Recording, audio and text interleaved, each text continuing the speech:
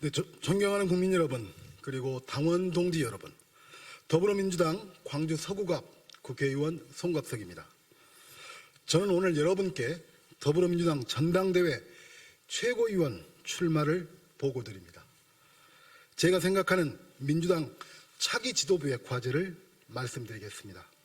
첫째, 민생이야말로 가장 강력한 개혁임을 천명해야 합니다. 검찰개혁, 언론개혁 등 민주당이 지금까지 추진해온 개혁 과정에 대한 냉정한 평가를 내려야 합니다. 그 개혁 과제들이 우리 사회의 진보를 이끌 에너지가 될 것임은 분명합니다. 그러나 그것을 처리하는 동안 민생을 외면하지 않았는지는 반성해야 합니다. 혹여 민생보다 열성 지지층의 관심사를 우선에 둔 것은 아닌지도 자문해야 합니다. 벼랑 끝에 내몰린 민생과 검찰개혁 시즌2, 우리는 무엇이 더 시급한지 우리의 인식과 행동은 일치하지 않았습니다. 당과 민심의 괴리가 커지고 국민의 피로감은 증폭되었으며 개혁의 필요성 대신 정쟁만 부각되었고 결과는 기대보다 미약했음에도 불구하고 성찰하지 않았습니다. 지금 민생은 엄청난 위협에 직면해 있습니다. 전 세계를 강타하는 경제 위기는 퍼펙트 스톰과 같습니다. 단기간에 끝나지 않을 위기이기 때문에 더욱 심각합니다. 국민은 고물가, 고유가, 고금리, 고환율이라는 사중고에 신음하고 있습니다. 코로나19마저 다시 확산세에 접어들고 있습니다. 같은 실수를 결코 되풀이해서는 안 됩니다. 민생이야말로 최고의 개혁이고 가장 시급한 개혁입니다. 오직 민생에 중심을 두고 달려가는 민주당이 되어야 합니다. 둘째, 윤석열 정권의 폭주를 강력하게 저지해야 합니다. 윤석열 정권은 단 2개월 만에 인사실패, 비선실세, 민생실종이라는 삼실 정권의 무능함을 입증했습니다. 이것도 모자라 독선과 오만으로 오기를 부리며 민심의 경고를 무시하고 있습니다. 민생이 있어야 할 자리에 권력기관을 총동원한 보복수사만 가득 차 있습니다. 대통령실인지 사정기관인지 분간할 수조차 없을 정도입니다. 암울한 내치만큼 외교 또한 참담합니다. 급변하는 국제정세 속에서 한국의 외교는 굴종외교, 김건희 여사의 패션외교, 비선외교로 전락하고 말았습니다. 강력한 책임 야당으로서 시대를 역행하는 윤석열 정권의 폭거에 단호히 맞서서 민주주의를 지키고 국민의 피해를 막아내겠습니다. 셋째, 오만과 독선, 내로남불과 결별하고 상식과 원칙을 복원하겠습니다. 포용성과 다양성은 민주당의 역사를 통해 만들어진 우리의 정신이자 정권 창출의 가장 큰 힘이었습니다. 나만 옳다는 오만과 독선으로 서로를 공격했을 때 우리 당은 분열했고 민심에서 멀어졌으며 선거에서 패배했습니다. 지금 모습은 어떻습니까? 생각을 달리하는 이를 향한 폭력적 언사가 당내에 횡행하고 있습니다. 배제와 회기력으로 가고 있다는 우려가 곳곳에서 터져나오고 있습니다. 실망한 국민과 당원이 등을 돌리는데도 일각에서는 팬덤이라는 말 뒤에 숨어 개인과 계파의 정치적 욕망을 당에 투사하고 있습니다. 당의 지도부는 당원의 뒤에 숨어 정치적 이익을 보려 해서는 결코 안 됩니다. 포용성과 다양성의 가치를 책임 있게 지켜야 합니다. 당원의 생각과 민심의 간극을 줄이는 것이 지도부의 역할이자 책임입니다.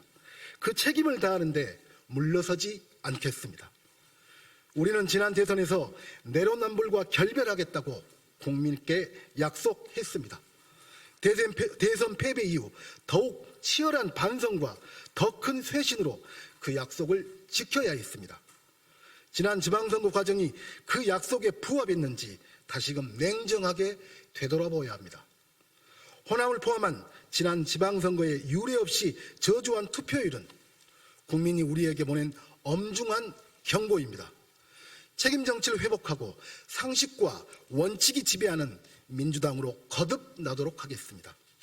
넷째, 시대 변화에 맞춘 민주당의 진보적 가치와 비전을 정립하겠습니다. 민주당은 우리 사회의 진보와 개혁을 지향하며 시대적 과제를 제시하고 해결해 왔습니다. 그 성과가 지금의 대한민국을 만들었습니다. 하지만 과거의 성과가 미래의 비전으로 자동으로 이어지지는 않습니다. 세계적으로 유례없는 낮은 출산율, 불평등과 양극화의 심화, 세대와 젠더 갈등 등 우리가 직면하고 있는 현실은 우리 사회의 진보와 개혁의 방향을 다시금 정립할 것을 요구하고 있습니다. 또한 산업구조, 일자리, 기후변화와 에너지 등을 둘러싼 거대한 변화는 민주당의 가치가 담긴 새로운 비전을 요구하고 있습니다. 지난 대선에서 우리는 이 같은 요구에 제대로 응답하지 못했고 그 결과 대선은 패배했습니다. 현재의 모선을 바로잡고 미래를 향한 희망을 제시하는 것이 진보의 역할입니다. 진보는 지금까지 민주당을 상징하는 가치였지만 미래에도 당연스레 유효할 것이라는 것은 오만이자 착각입니다. 시대 변화에 민감하게 반응하며 비전과 정책을 끊임없이 연구하고 발전시키지 않으면 한순간에 기득권이 될 수 있습니다. 이미 많은 청년이 그렇게 생각하고 있습니다. 86세대 일원인 저부터 깊이 성찰하고 과거의 관성에서 벗어나겠습니다. 민주당의 가치, 진보의 가치를 현재에 맞게 새로이 구축하는 데 앞장서겠습니다. 존경하는 국민 여러분, 그리고 당원 동지 여러분, 저 송갑석은 노무현 정신을 따랐습니다. 문재인의 가치와 함께 했습니다. 이재명 대통령 후보의 승리를 위해 열심히 뛰었습니다. 그러나 저는 친노도, 친문도, 친명도 아닙니다. 계파에 기대고 열성 지지자를 등에 업고 정치를 해본 적이 없습니다. 선거 프로필에 청와대나 행정부 경력 한 줄 없이 도전을 거듭했고 3번의 낙선을 겪고 나서야 국회의원이 될 수 있었습니다. 누구를 공격하며 성장하지도 않았습니다. 특정 계파, 특정 인물과 각을 세우며 몸집을 키우는 정치를 하지 않았고 앞으로도 그럴 생각이 없습니다. 오직 국민을 보고 정치하겠습니다. 어떤 압력에도 굴하지 않고 민심과 상식과 원칙에 근거해서 해야 할 말을 하는 최고위원이 되고자 합니다. 지난 대선에서 광주는 전국 최고 득표율로 정권 재창출의 열망을 전국에 전파했습니다. 그러나 그로부터 3개월 뒤 지방선거에서 광주는 37.7%라는 전국 최저 득표율로 민주당에 매서운 경고를 보냈습니다. 호남을 대표하는 후보로서 정권을 되찾기 위해 호남의 강렬한 여망을 실현하겠습니다. 비수도권의 유일한 최고위원 후보로서 호남은 물론 영남, 충청, 강원, 제주 등 전국 각지의 민심을 대변하겠습니다. 그 어떤 지역도 뼈아픈 소외와 배제와 차별을 겪지 않도록 온몸을 바치겠습니다. 존경하는 국민 여러분, 당원 동지 여러분, 오직 국민과 눈을 맞추고 오직 민심을 두려워하며 오직 최고의 가치를 민생에 두는 민주당, 국민의 민주당을 만드는 일에 저 송갑석을 써주십시오. 감사합니다.